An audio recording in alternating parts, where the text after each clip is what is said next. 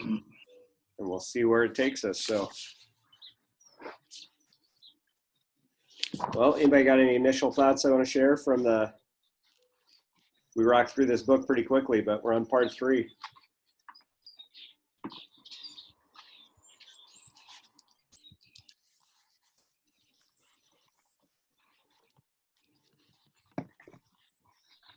Yeah, I got a big picture thing that's not specific. About 50% of the time I'll read the end, like appendix stuff of a book. But so I started reading through this guy's from the author at the end, but he basically just talks about, if you're interested in doing this and doing a curriculum, this is how he suggests doing it. And I know we had talked about putting something together, whether it's online, and then I flipped the page and there's like an online setup of how he would do it. If you put a OneDrive thing or a Google form or Google, wherever we're moving to. So I just thought that was cool. That was interesting. He's on the same wavelength as us. Yeah, I thought that was cool. I like how he calls them assets too. Collect assets that you can use. Just in terms of videos, articles, all that stuff. So I do think getting something going. Does anybody know when we're switching over, when they're doing the Google switch over? So I've asked Mr. Guerin that a couple times, and he says that like all of that talk just stopped around, this virus stuff. So I asked him, well, did it stop because they're just busy and doing stuff like that, or is it, and he couldn't really answer that. But he said that he has heard nothing, like even like the meetings that were supposed to, like it was a discussion topic on a meeting, those have been scratched. So I don't know, don't have any information, but just that's what he's told me. So I don't know. I'm on the tech team at our school, and they've pushed back. We're supposed to get trained in April, and they pushed back our training till July and August now. So that's what I heard. You know what the training looks like? Is it online? It was going to be online, at least for the at least train us so we could train other people. I'd like to, whatever we get set up, I'd love to just get it set up on whatever we're going to move to, so we don't start something and then have issues in a transition piece. But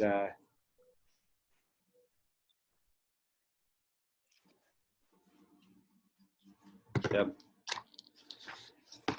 Well, we'll see if maybe we can get some information about that, and because I've heard it's already set up, they just have to move it over. And what Gehring has said, Gehring has said to me multiple times, he says, you won't have to do anything. You won't have to move files. You won't have to drag stuff. He says the district does all of that. Okay. Sort of scares me, but I don't know. Yeah. I'm with you. I've been through a number of these transitions in terms of technology at the district, and every time they say it'll go smooth and seamless, it has yet to do that. So, yeah. My dad fires off a question that it's his favorite question to ask at the beginning of every single year, and it's something I've always wanted the courage to ask, is that I understand Google's better than Microsoft Office, okay? But 3 years ago, they said that Microsoft Office is the next thing that we're going to use for the next 10 years. And here we are 3-4 years down the road, we're switching again. So why should I buy into Google when you're probably just going to switch another 3 or 4 years down the road anyway?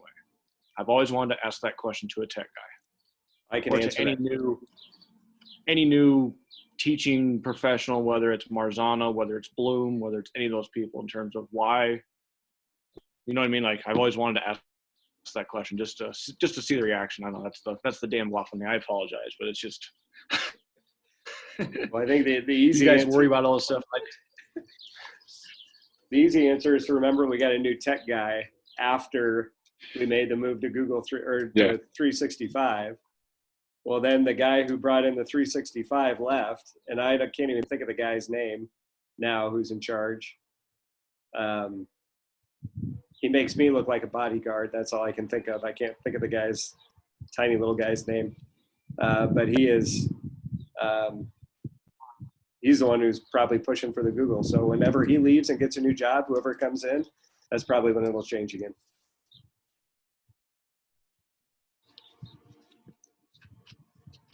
That's why I have external hard drives. Well, I'll get us going with something that jumped out to me, and part of this is just our conversation and leadership academy that we have all the time. The stuff with Gino early on, talking about leaders and all this stuff, and he kind of hammered. I think he kind of really nailed those kids who just say they just want to be a lead by example person, and I've always kind of I think we need people who lead by example, but my hope would be we have a culture built where lots of people are the example, but that's not enough to make you a leader. It's that relationship piece, and I think they kind of hit on that early on page 105. He said a lot of great players think that if I just come out here and I work hard and bust my butt, of course they'll follow me. But then he just talks about how, you got to be this selfless piece on it, and you got to get them to respect you and love you and feel in their heart for you, and then they'll fall on a sword for you. And I just really appreciated how they kind of attacked that with this Sabrina player, who's obviously very talented, the best on her team, but just to get her to realize just going out there and doing what you do that's made you who you are isn't enough if you're not connected to some other people. And I think they did a great job kind of going about emphasizing the relationship piece that's got to be there between teammates.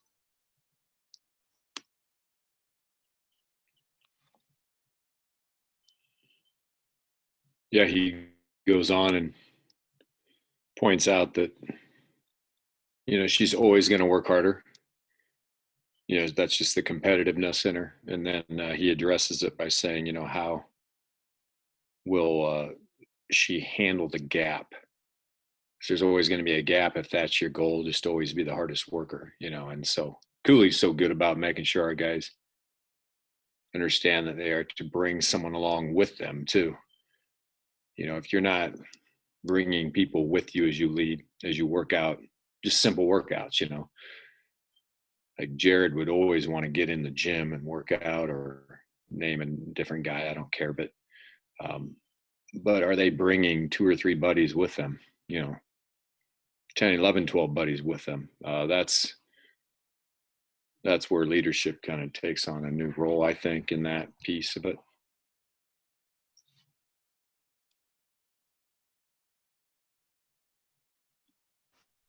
The other thing that to go off of that, I was listening to a podcast. I don't know if any of you guys ever listened to Schick and Nick when they were on the radio, but they've started a podcast again, and I love those guys. They made me laugh. But today I was listening to one while I was doing some work, and they were just talking about how, like millennials or kids in this generation, they're fans of teams in a different way than we were.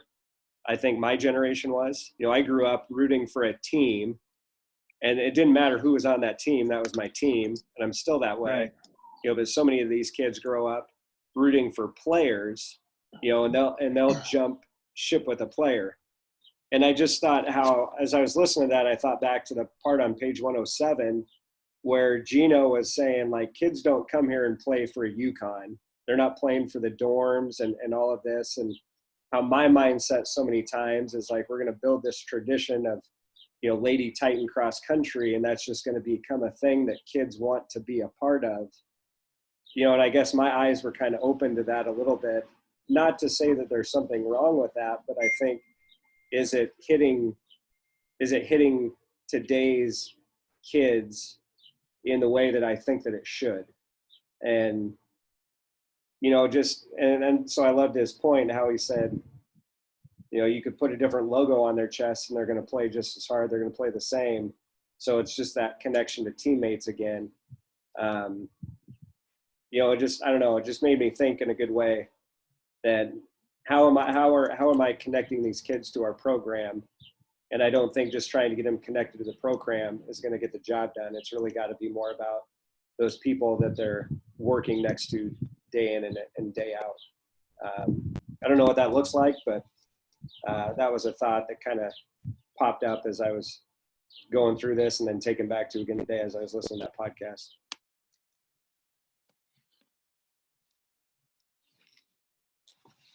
I think that's a good point. I'd say I think it can be both, though. You know, I think the brand or the aura or the whatever of you know, Lady Titan cross country, I think that gets them in the door. That gets that should get 7th and 8th grade kids excited about it. But then, like what he talks about, the relationships and the people there, keep them there and get them to invest and give everything they got and all that stuff. So I think it's 2-part. I think, you know, he's built a incredible brand, and there's little girls right now dreaming to play for UConn. And then I think once they get there, all the stuff that they do to build those relationships, yeah, you could put whatever logo on there you want, and you know they'll play just as hard.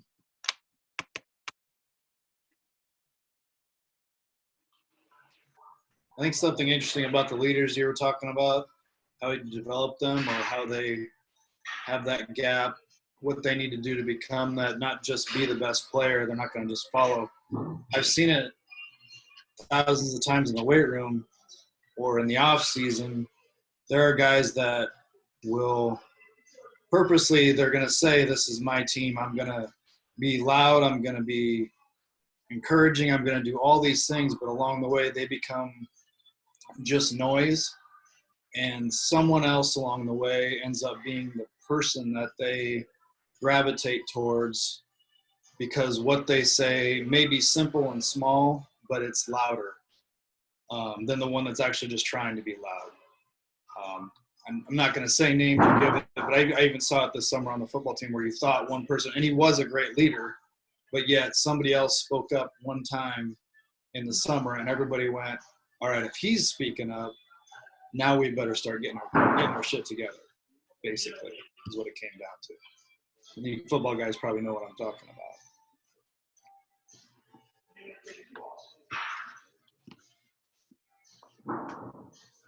I'm just curious for a kid.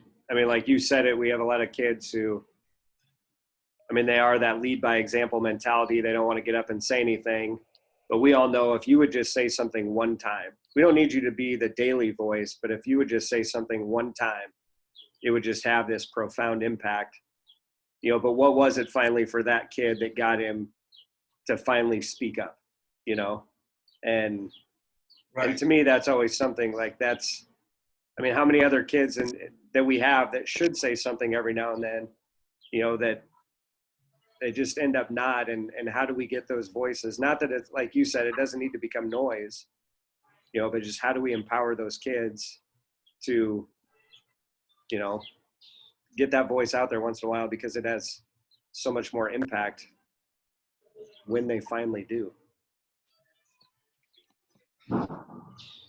From personal experience, it's difficult. Starting quarterback on the football team for 3 years, but I never said a word to anybody. Like I went back and reread that Gino piece on Sabrina, and I just looked at myself in the mirror. It's like I failed all of my teammates for 3 years because I never said anything. I was always the first one at the place because, well, my dad drove me. And I was always the last one to leave, well, because my dad drove me.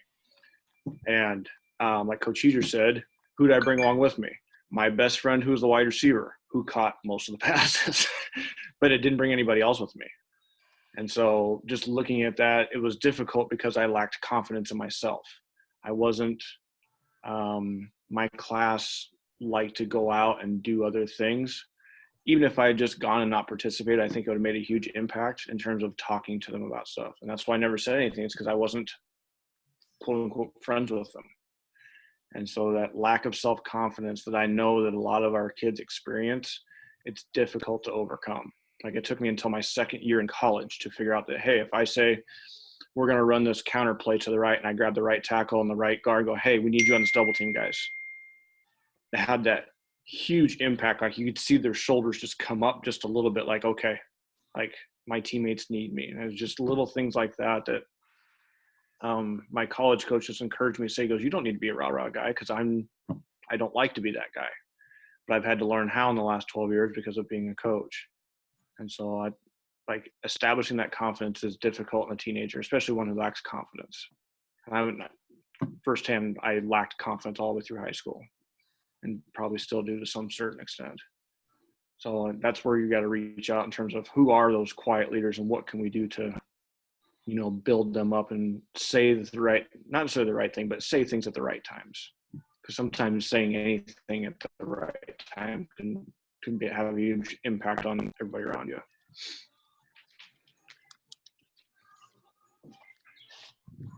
Coach Easier, I'm just curious, how many times in the basketball season did Jared unprompted say something, whether it's at a game or a practice or whenever? Well, it was definitely more this year than ever before. But as I was just getting ready to type to our chat, a book that is really good that kind of helps you understand people like this is a book called Quiet by Susan Cain. Excellent read. I read it because it kind of, I think, has a lot to do with people like Coach Mack or myself, who maybe it has a lot to do with, introvert and extrovert type personalities, but just really good. When I'm around Cooley, he kind of takes me out of my comfort zone a little bit and forces me to try to be a little more outgoing. Coach H, you're a lot like that. But yet that book has so many great examples of some of our better leaders that were considered introverts, people like Abe Lincoln. And it's just a good read. I don't know where I'm going with this thought. Reminds me of Jared, though, quite a bit.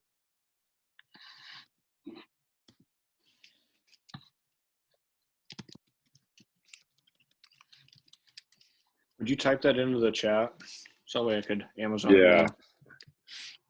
Thank you. You bet.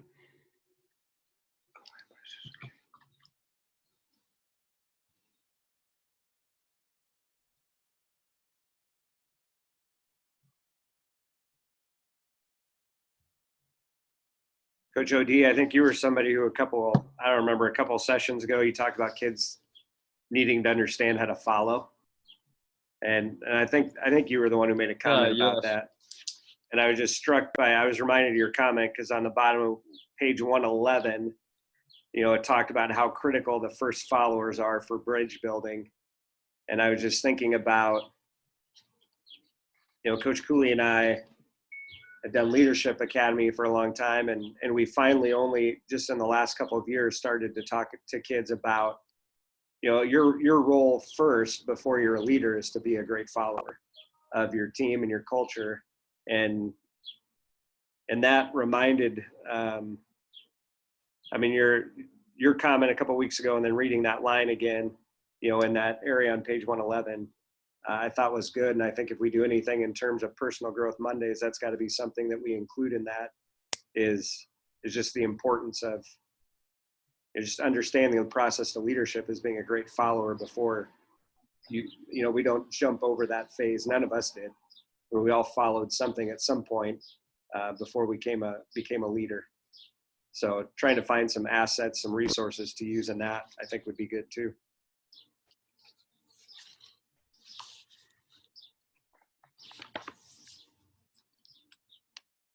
Katie's not here, but we did Mindful Monday with volleyball this week already, and it went swimmingly. The girls responded perfectly. We talked for about 2.5 seconds with the team, like the off-season captains, before the meeting started, and said, hey, if we ask a tough question, you're the first ones that answer because you get the conversation going. And they jumped right in.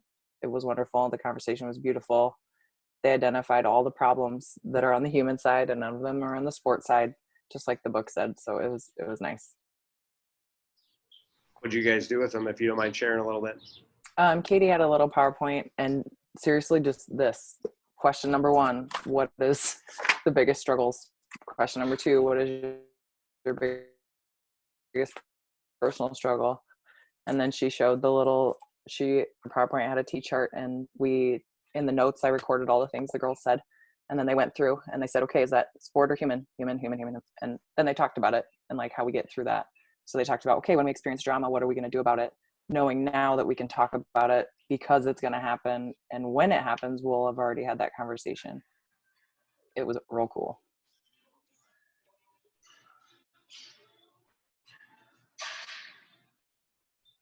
So I guess I'll report back after next Monday, week 2, if they all come back.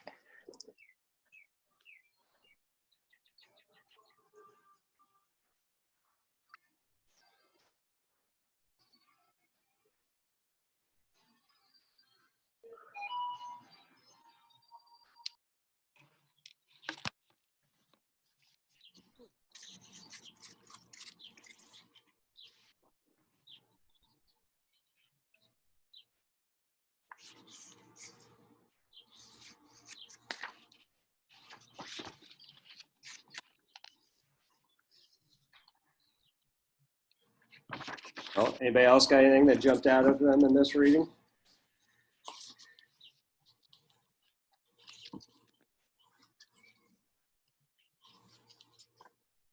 You guys had to read a lot about basketball on this one.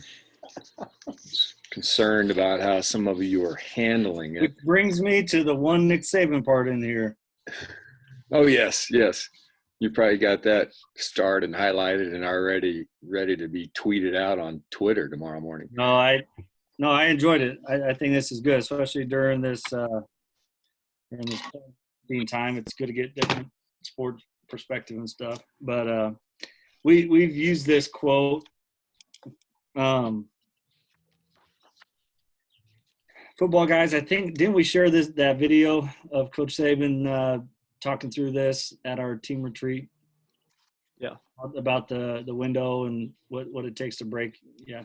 So that little clip on page, or that little blip on page 129, it's like a little tiny video too. It's on YouTube. If you search for it, it's about 1 minute, 30 seconds. And that's probably where that was taken from, but it's just really good. And, you know, talks about toughness and I guess I like it because I like simple metaphors and stuff like that. And the simpler, the better on that. And I think kids can really understand that simple metaphor of the window, you know, and why is this window more expensive? Because it's harder to break, you know, and these are the ones that I suggest you put in your house if you're going to have a hurricane, you know. So I don't know. I definitely highlighted that again. We've used it before. It's really good. I was going to put it on a poster and put it in our locker room, and I did not get to it. But I think that's just a good visual of what it takes, you know, what it takes to break you toughness wise. Going along with that, I kind of looked at 127. Like 127, 128, 129 about pressure, because we talk about it in football all the time about creating pressure, creating conflict is what we call it. How are we going to create a game-like situation, pressure-like situation in practice to help simulate that, so that when we get there, we know we're ready for it. We know what's going to happen. We can handle it. You know, that kind of stuff.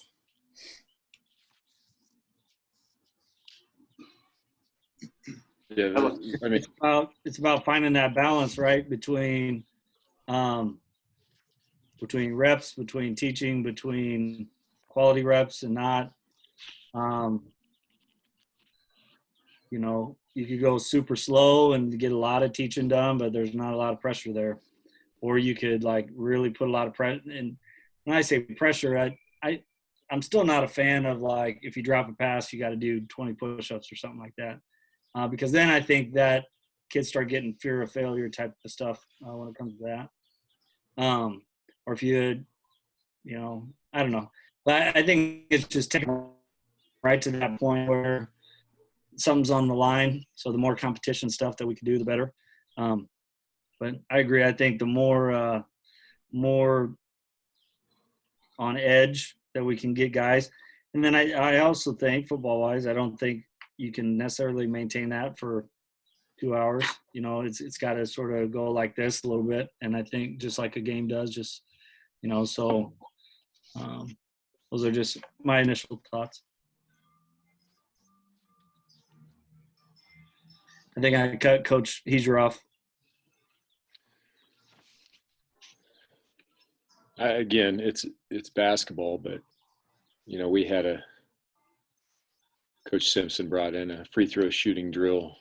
Oh, I think it was last year, called 6, 7, 8 free throws. Hard to explain, and not that you really care, but the point was, because forever, you know, for 30 years I've been coaching, and it's been, you know, you do the drills where you miss, you got to run, like you just mentioned there, Coach Clem, and that, like you said, that coaching and motivating out of fear is probably just not going to work that much anymore. But this one was really about letting your teammates down.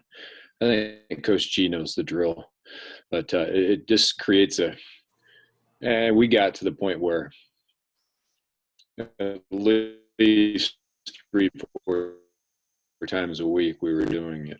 I don't know how much our free throws, but it did help. It gave our kids an opportunity to practice what we call strong responses.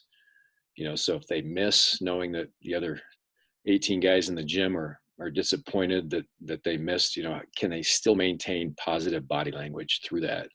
And that's really hard for some of our guys. It's hard for me sometimes too, but you know, having that strong response that is so needed, not just for you, but so your teammates, you know, don't see you kind of crumbling under the moment. So I don't know. I think you need to practice those moments, and you almost need to have those opportunities in practice where there is failure, so you can practice strong responses.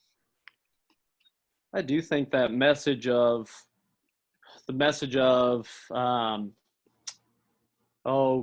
you know, athletes doing their job to not let their teammates down needs to be pushed more. I know from my standpoint, from me, it needs to be done. And that's the message I've tried to start sending some of our football guys in terms of workouts. Not so much, hey, you need to be doing this, you need to be doing that, but hey, man, your teammates are counting on you. They're you know, you're a big part of this team. You know, more, and I think that's ultimately how we get to that point, Coach H, that you always talk about in terms of our athletes being motivated for the right reasons. And those reasons shouldn't be to impress us, or it should be to, you know, do their part on the team and do their job for their brothers or sisters around them, you know. And I think that message just needs to be sent more, I think, to our kids. And we just need to find ways to throw that in there as much as possible, I think. I think the challenging part, I agree completely, and this is what I always struggle with, is how do you get kids, you know, to me, there's got to be a lot of upfront work before I can even send that message of do this for your teammates. Because if I'm a kid who doesn't feel connected to anybody, I don't care. Like, they don't even know, you know, if there's a kid on the team who we need, but they're not friends with anybody on the team, if they're not connected to anybody on the team, you know, I always think about the power of like gangs, right? Like, gangs pull people in because there's a connection, there's safety, there's security there, you know, and what are we doing to create that for our kids? You know, are we giving them a place of safety, of security? You can be who you are here, you know, but there's expectations that come with that, right? Like, I'm kind of lost in my own thought now, but just, you know, and having that conversation with our key influencers on our team, like even right now, who are you reaching out to on our team? Like, you know, who are the teammates that, you know, we're going to need come the fall to step up and perform? And are you building a relationship with that kid now? Because if you wait until the fall to try and build a relationship with that kid, the kids aren't dumb. They're going to see right through it and know, well, you're just trying to connect with me because you need me to perform, you know? And So I love that part. And they talk about that on page 104. You know, if you want to lead others, you have to have a relationship with them. You have to be willing to put yourself out there to get to know people if you want to lead them. You know, and I think if that's not happening first, then that message of we need you to do this for your teammates to a kid who's not a leader, you know, I just think it falls on, you know, fruitless soil, and just nothing's gonna come of that. So No, yeah, I think that's a great point. And I think sometimes I forget that some of the best teams I've played on, I was great. I was really good friends with a lot of them. So I never was. I never felt like I needed to make a connection when I was playing with guys, because I already had that connection, and I wanted to do well, not to let people down and things like that. So I think that's a great point, and I think we need to remember that moving forward for sure. and I think to remind these kids, it's not enough to like send them a Snapchat every now and then. Like, we're talking about a real relationship here, you know? And I think for this generation, that's like, they almost have to be taught that, you know, like how to have, because they're just used to so many.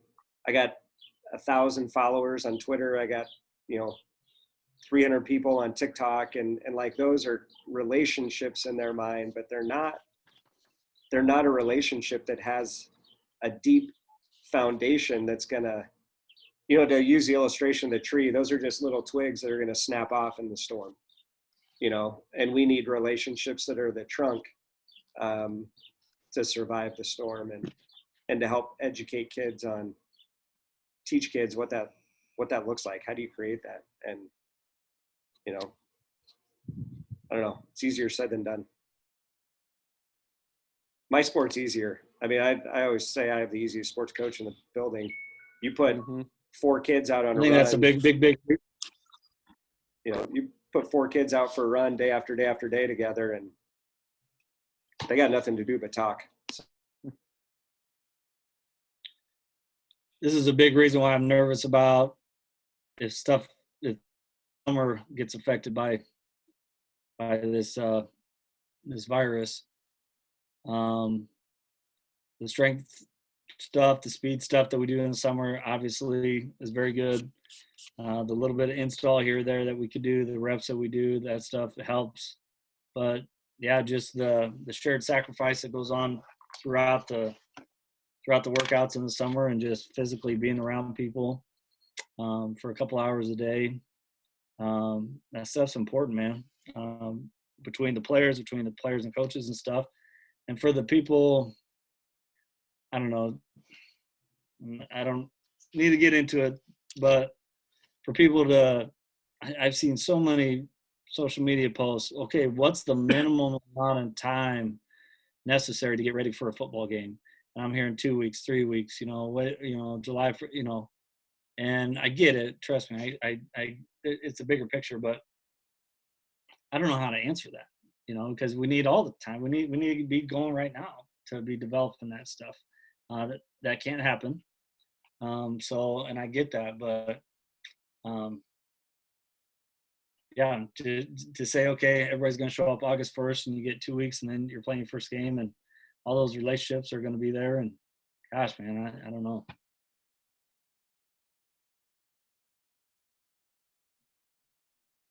I've had this conversation with my assistants in the cross country side, and said we may not even have a competition this fall, who knows, but this is going to be the most important season we've ever coached, because if we're not relationship focused during this time and finding ways to be creative about that, it's one thing to just wonder about what's this going to happen in the fall without those relationships, but there's going to be a long-term ripple effect, that if those relationships aren't connected during this time, and we're not finding ways to be creative in how to create those connections and relationships. And that's not just for fall sports. I even think about like basketball and all the stuff you guys do in June. There's so much connection and relationship that gets built through summer basketball and workouts, and just any sport. you know, I'm with you. I don't have all the answers, but I think that's where most of my mind spends the day thinking. I'm not worried about training. I'm worried about how am I going to be super creative? How do we get kids connected? How do we get kids talking to each other? Yeah, that's where my mind spends most of its time, trying to figure out those sorts of things.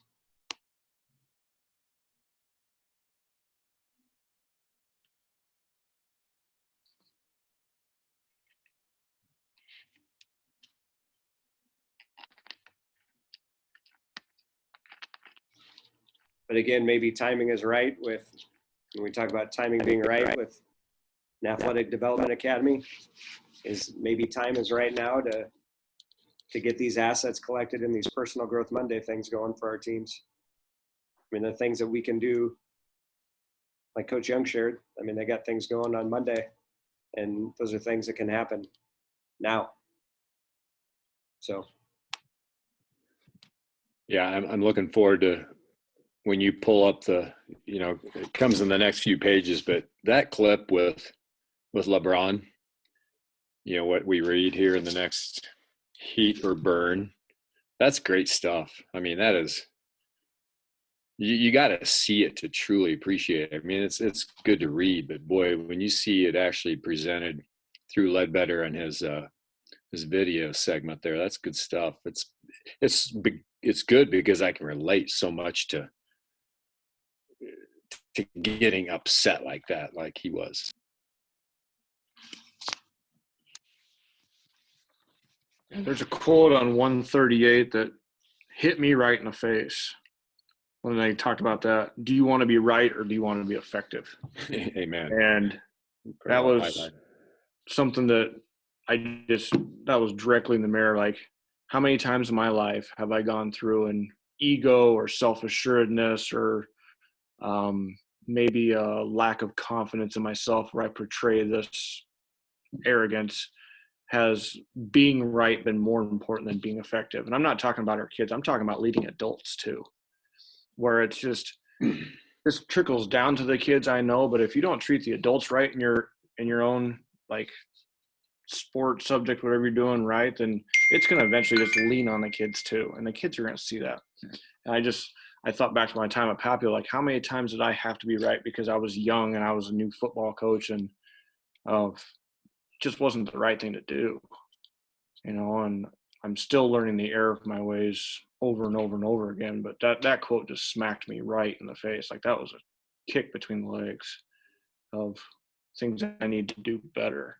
Not just in football, but in track and shoot, even my own department where I despise going to department meetings, but I need to be better about knowing that everyone has their own mountains that they have to climb. So. And Coach Mack, you hit it. I mean, we think about that as coaches, and I've been at this for 20 years now, and I'm still trying to figure these things out. But then I think about that I think about the line that's right after that on page 138. The only person who could rectify this situation was LeBron, right? LeBron James is a paid professional athlete. And we're talking about this with high school kids, you know, but the situation is still the same. You know, for a lot of times it's our best players that are the only ones that can rectify the situation. But we're talking about a kid who's maybe 16, 17, 18 years old. And what have I done to prepare them for that moment, not knowing when it's going to come, you know, but put them in a situation that they can respond better. Not that they're going to be perfect in it, you know, but just to put them in a place to respond better. I mean, the whole thing about either, you know, heating the building or burning it down. And I can think back to past seasons, even recent, with athletes that I have had just burn it down. And then at the same time, we've had some athletes who have heated it up and done great things. And, you know, I just keep going back to, we're dealing with high school kids and trying to help them in these exact same things over the course of a 4-year time span, you know, where again, for me, I'm going to get to do this hopefully for a lot more years and keep learning and growing. I got more time to figure it out. But. Yeah, like back to Coach Heezer's positive response in their 7, 8 drill. I'm just throwing my hands up. That's good enough. Free throw. They miss a free throw short or something on those. That was my dad's cardinal sin. Never miss a free throw short. Of what's the kid's response to the miss? Not just the person who missed the jumper, or the shot, but also the teammate's response. You know, along those lines, I always thought volleyball was interesting because it seems like on the court, obviously there are issues, but it seems like they're always coming together, talking after a point, after there's a mistake or they give up a point, they're coming together. And I'm not saying that all volleyball teams function at, you know, all rainbows and butterflies by any means, but they have that opportunity. And I feel like I see it a lot in volleyball where a mistake was made and they have an opportunity to come together, they talk, they clap a little bit, and then they're back right to the next point. So I always thought that was kind of cool. Yeah, they're really amazing, actually, when you think about it. I think part of it, though, the sport lends to that, just like football a little bit. You know, when you have that time that the clock stops, or not the clock stops, but the play stops, and you can come together. Whereas the challenge with basketball is it's kind of a nonstop. But you're right; they're always huddling up and.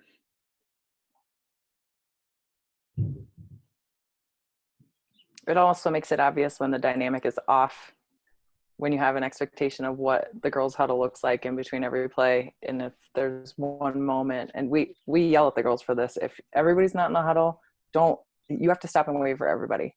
If somebody's excluded, that immediately shows a weakness to the other team, and they're going to exploit that right off the bat. So it's an expectation in the sport is that you come together after every play, let it go, move on to the next. Because if you don't, you're going to lose every game. Yeah, basically, what's a fake huddle and what's a real huddle? And you can see it on their faces and how they look and react to each other. But I think that also comes back, and it is in the book. We kind of bypassed it, but the 95% rule.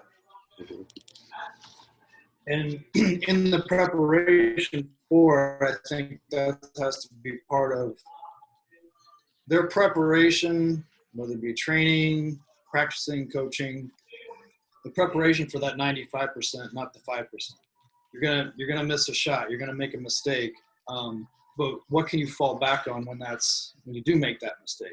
You still have your training. You still have your defense. You still have your speed. Everything else, because you're gonna make a mistake. But if you can recover from that one mistake because of your training that you've been put through, or your practicing that you've been put through, and I mean mentally just as much as physically. But if you can rely on that, you already know in your head, it's okay, I got this, then that 95% takes care of itself. I was going to bring that up, but I thought it was too much basketball for you guys. So we, you know, then it was that about the time then it started talking about Diana and how Gino says that her ability to just speak confidence and affirmation into her teammates. I enjoyed that part too. She's a pretty special athlete. I know that, but I loved how it got to the point though, where she knew that if her teammates weren't going to get it done, she was going to bail them out anyway. It's a high elite mindset, but it's kind of what we're all shooting for, I guess. Yeah, that 95% made me think in cross country. You know, I listen to you guys talk about huddles and games, and I'm jealous we don't get those. Gun goes off, and I'm just a spectator like any other parent that's at the meet until it's done. But we talk to our girls a lot about, you know, 95% of the race you're going to be fine. There's just going to be this decision, and you don't know when it's going to come, but you got to be prepared to make it. You know, where your body's going to want to shut down and you're mentally going to want to shut down, you know, and when that moment hits, you got to be able to respond to the right way. But we've really tried to talk a lot to our girls about understanding that 95% when that decision hits, you know, that if you don't have a strong response, and if you've ever been to a cross country meet, the gap between your best performance and your worst performance can be humongous. And we're trying to get kids where our gap between our best performance and our worst performance is we're just shrinking. I mean, it goes back to the gap comment, but we're trying to shrink those gaps. and just knowing, like, every race, you don't have to have a great race, but can you have a good race? And can we avoid the bad races, and just, I think that's something, when kids are struggling, is they just get so locked in, and then it just becomes this flood of emotion and feeling, and they feel like they're letting people down. And, like, we don't expect you to be great every time out, but can you just be good?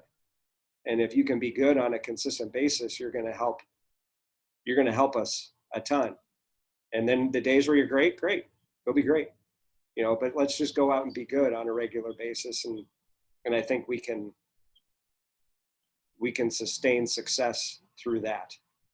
I just think so many of our kids, there's this huge gap between their highlight reel and their low light reel. And I want our kids' low light reel to really not be that low,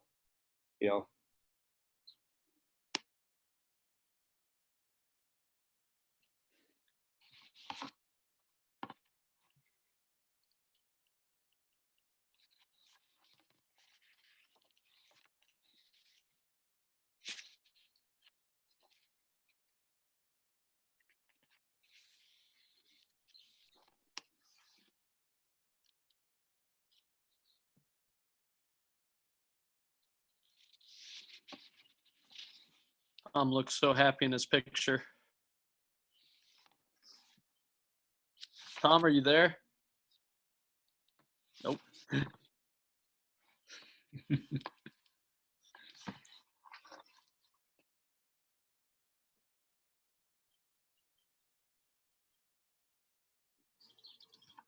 Well, anybody else got any thoughts from today? Play green. Yeah, I was just looking at that A too. lot of it up is play green, and you can make that work for any of your sport. You can make it work for any of your training. Doesn't have to be that exact motto for your team or anything like that, but I think it said a lot right there. If you get on the What Drives Winning website and go back to the very first season and look at videos from that first conference, there's a lot of stuff about Go Green. That kind of comes from Becky Burley and the Florida women's soccer team. They were the ones who kind of got that started with Brett Ledbetter. He was working with their team. But there's a lot of good stuff with regards to that play green imagery there.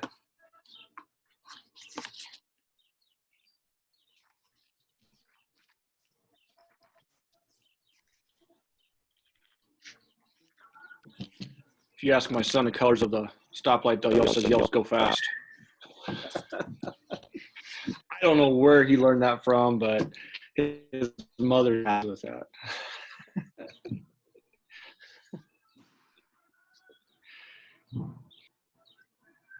Coach Gerlaz, what's up, man? How's life? Thanks for looking out for me again, Clem. Appreciate it. It's always good to see you, man. Well, thank you. Appreciate it. Good to be seen. Just taking some notes here, trying to take it all in. Got your Chiefs shirt on, it looks like. I do. Good call. Still fits. There you go.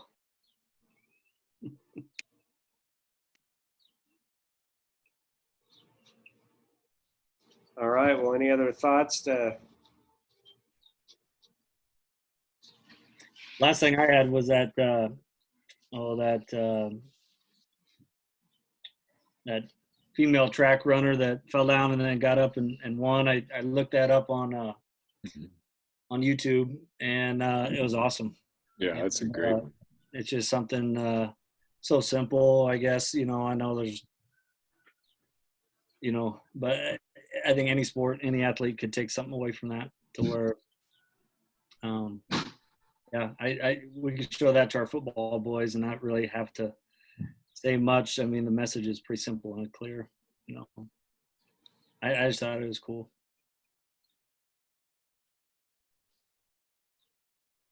When you think about a 600-meter race, there's no time for error. And I just love that point they made. She just had to get up and go. There was no time to sulk, slam the track. I wonder what that, what time she got in that race, how that compared to her other races, because there's a whole nother story there. If that was consistent to where she would usually race, then as a coach, you'd ask, wait a minute, you fell down and then you still ran whatever time you ran. Like, not that that should have been turned into a negative by any means, but it just, I guess it shows us that we all got more in the tank than we think that we do. And then, like, I don't know, whatever it was, I have no idea what the time was, but I don't know. I thought about that too. I thought it was pretty interesting. There was an interview. I'd have to see if I could go back and find it, but they actually interviewed her after the race. I think it's on YouTube. I might be able to find it, but they just asked her, like, what was going through your head, and her comment was, "I need to score points for the team." So she wasn't even trying to come back and win the race. She was just trying to get back in it and score points for her team to place high enough to snag some points, because Minnesota's women's team was in a tight race, and they just needed, and then she comes back and wins the thing. So, again, just also a great imagery, just a team first mentality. I could sit here and pot about what's happening to me, but team needs me to perform. So I'm going to go get whatever I can out of this. We hear about Go ahead. we hear about guys who say, "Oh, I love Coach so-and-so. I love Coach so-and-so." There's a guy I worked with at Papio named Jack Olant, who every player who's ever played for him loves that guy. I mean, would do anything for him. And he always said, he coached D-line at Papio, get back up when you get knocked down. So one of our players was walking to practice one morning on 84th Street from, there's Brentwood Plaza to McDonald's there, to 4-lane divided highway. He got hit by a car. When the police showed up, he was standing there. And they asked him, "Why are you standing up?" They said, "Because Coach O said, when I get knocked back down, stand back up." Busted his leg, stand there on a broken leg. He wasn't overly smart, but he remembered that quote, and he popped right back up, and they took him to the hospital. Season was over. Stand there in the corner.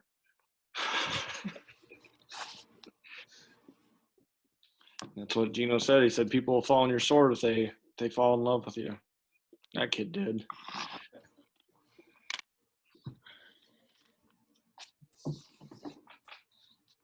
I like that Giannis little clip too. I just typed that in and it popped up. And again, you don't even need to set clips like that up. And the takeaway is just so simple. But you're gonna make mistakes. You got to pop up and do what you can. But that was awesome.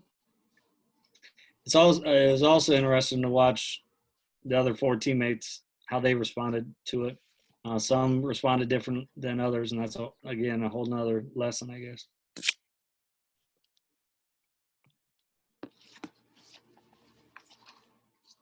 It's one of the nice things about this book is when you talk about building resources, is as you read through it, there's a ton of stuff.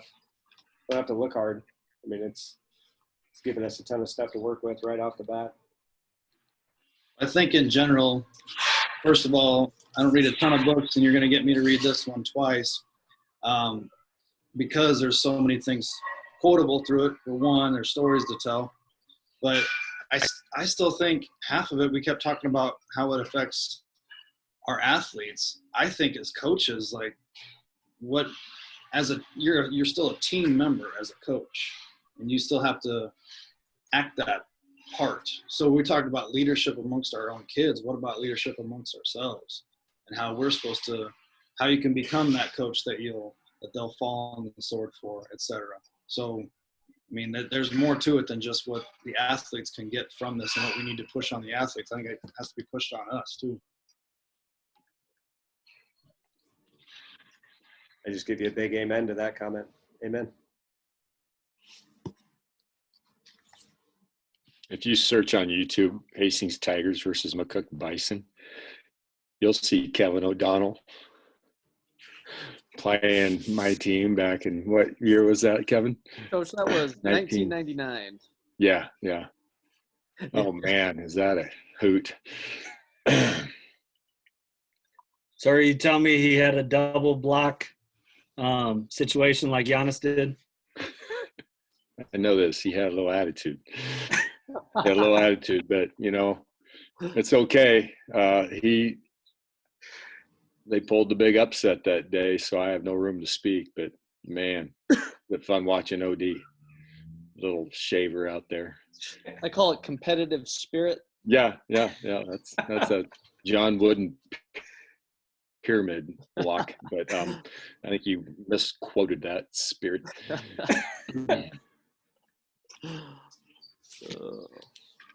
There's no turnover he didn't like. I know that. I was a next play mentality guy. Yeah. This is an hour long. It's the whole game. Oh, you just pulled it up? It's the whole game. Oh yeah. Yeah, it's quite the. It's like What a number were you, OD? You better tell her. Yeah. Oh, geez. What was I? 12, I believe. Yeah. Hastings is red, right? No, Nope. we would be red. Yeah. Okay. Bison in the red, probably. You guys want the link? I'll send it. I'll put it in the chat. Just look for the guy committed to the defensive end. And that's it. So you guys know the story on that. Oh, like wow. Scrappy. Hastings was like, what were you, like 2-18 going into the No, we districts? were one game. We beat North Platte in the regular season. Yeah. So we were 17. Yeah, it's a very humbling story for me to bring up, but because they played an all Class A schedule and then they turned around and were in our district and upset us. We were a good team that year. Horrifying. So they were opposite of the Gretna and Elkhorn headaches that's been There's caused. a point.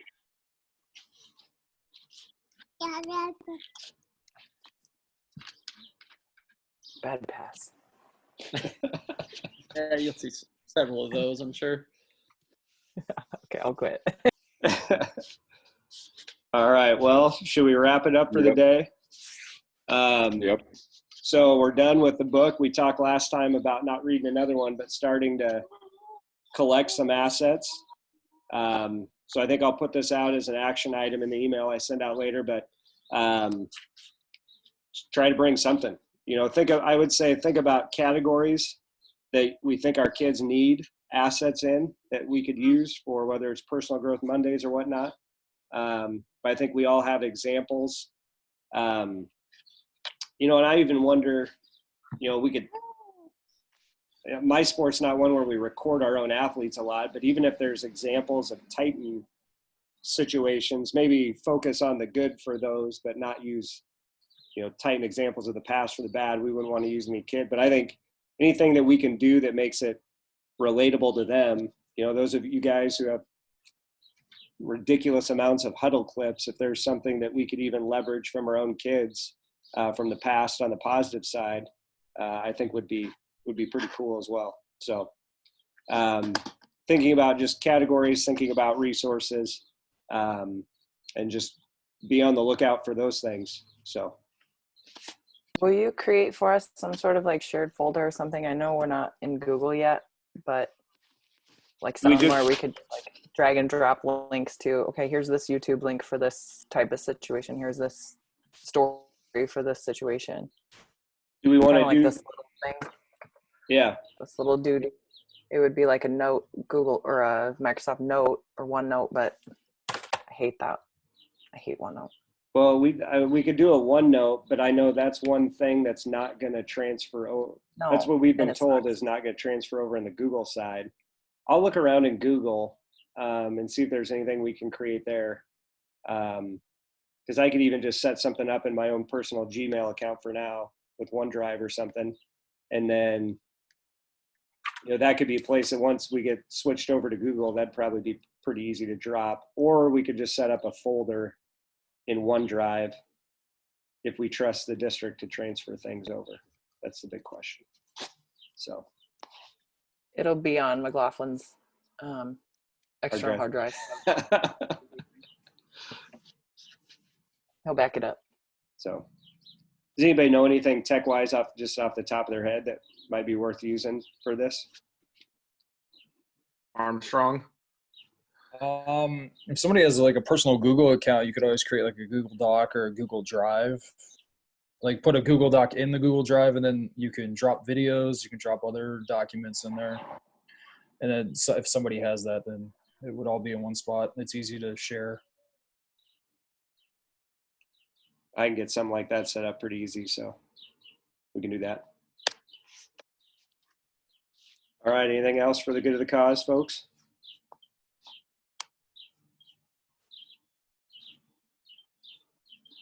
All right, appreciate everybody's time today. We got through a book. That's pretty impressive. So I'm proud of you, Coach Pullman, for reading a book, and I'm excited for when you read it a second time as well. So, all right, I'll get this one linked up, and I'll get an email sent out for next week, and we'll get a Google Drive set up, and we should be good to go there. So, If you haven't voted on the Twitter poll, go vote for Team Prometheus because you have 2 of us here. We're the best one. So, and Clem, I vote on all 5 accounts for the football thing.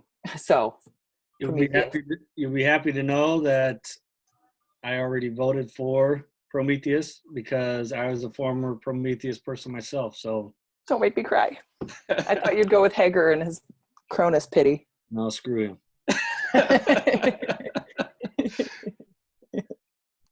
all right, everybody get out, enjoy the nice weather. Bye. See everybody next week.